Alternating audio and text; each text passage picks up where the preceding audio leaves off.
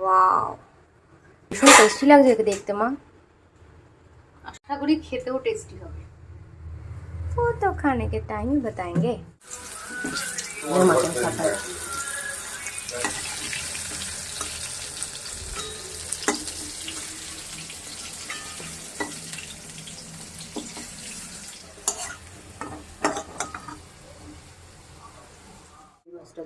আদা, এটা লঙ্কা, রসুন, পেঁয়াজ, একটু বাদাম।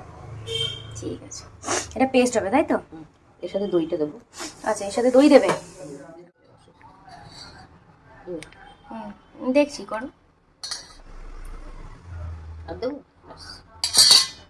চিংড়িটা কি নুন হলুদ মাখিয়ে রেখেছিলে? আচ্ছা,